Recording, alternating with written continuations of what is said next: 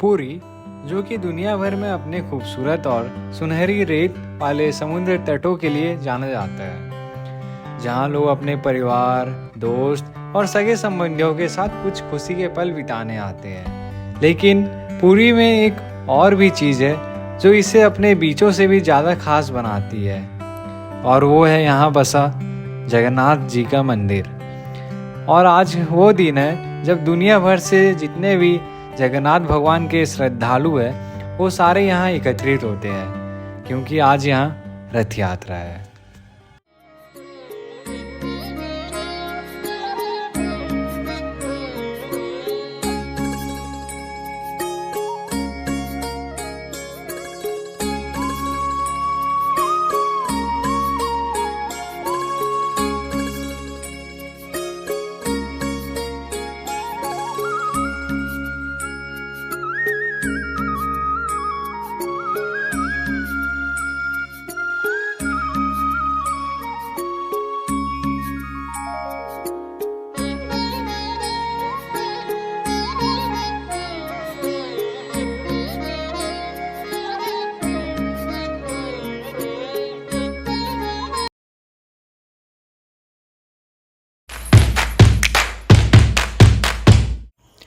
कई सालों पहले राजा इंद्रद्युम्न मालवा का राजा था, जिनके पिता का नाम भारत और माता का नाम सुमति था।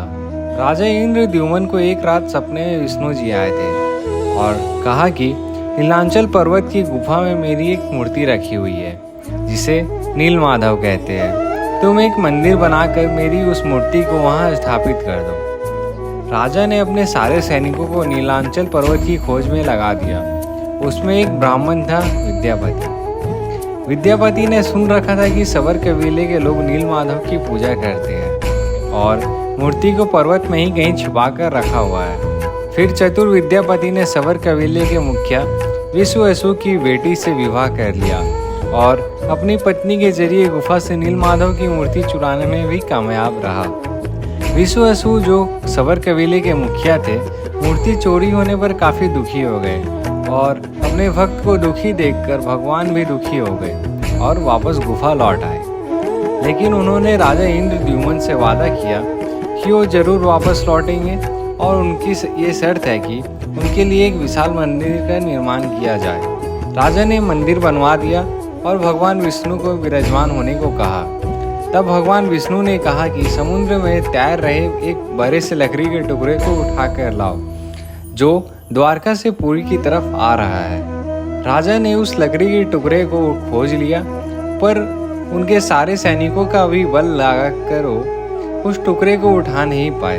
तब राजा इंद्रद्युम्न ने सवर कबीले के मुखिया विश्ववसु को बुलाया। सारे लोग ये देखकर हैरान हो गए जब विश्ववसु ने उस लकड़ी के टुकड़े को अकेले ही उठाकर वो मंदिर तक ले आए। अब बारी थी लकड़ी से मूर्ति बनाने की। राजा के कारीगरों के लाख कोशिश करने के बाद भी वो लकड़ी में छेनी तक भी ना लगा सके।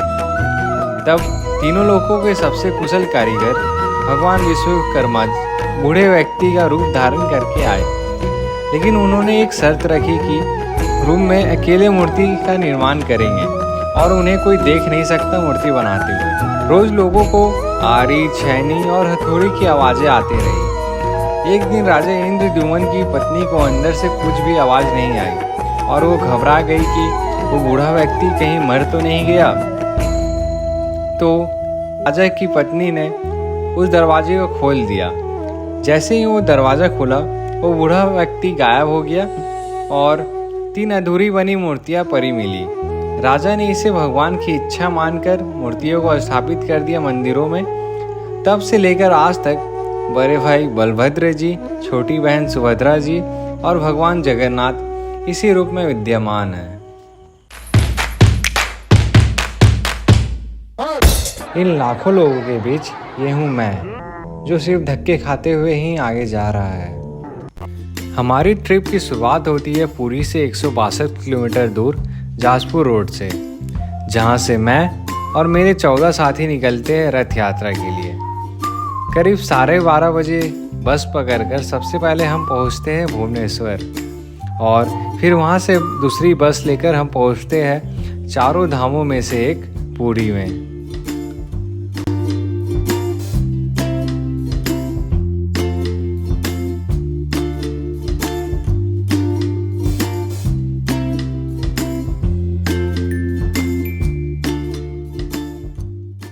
तो मित्रों, हम अपने मुख्य कार्य पर आए, उससे पहले आप हमें अनुमति दीजिए समुद्र में थोड़ी मौज मस्ती करने की। हम थोड़ी देर में आते हैं।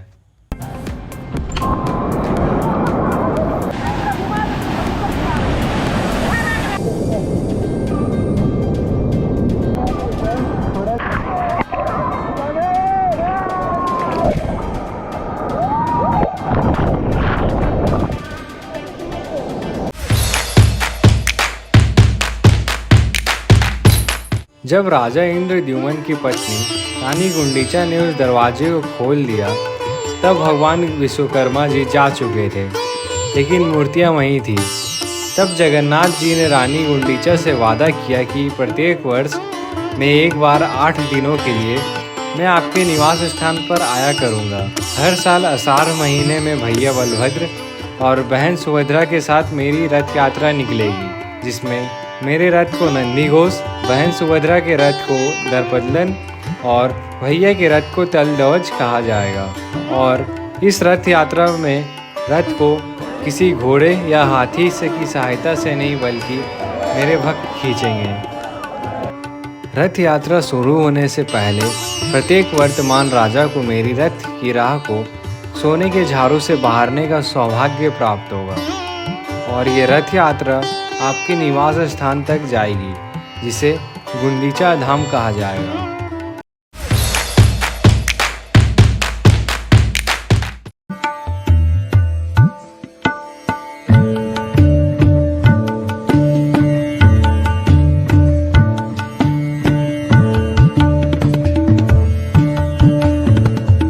इस रथ यात्रा का महत्व आप तब तक नहीं समझ पाओगे जब तक आप खुद आकर इन 1000 टन के रथों को खींचोगे नहीं।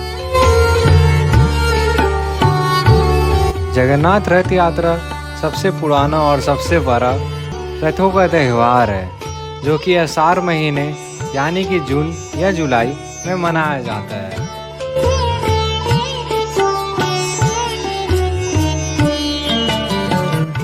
उस दिन गर्मी भी काफ़ी ज़्यादा थी, तो प्रशासन ने भी सारे इंतजाम पहले से कर रखे थे हमें गर्मी से बचाने के।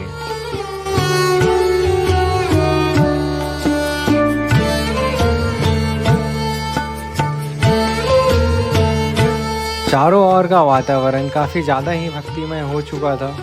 लोग प्रभु जगन्नाथ की भक्ति में नाच रहे थे, तो कोई अपने गाने बजाने वाले साधनों के साथ उस जगह में भक्ति के सुर छेड़ रहा था।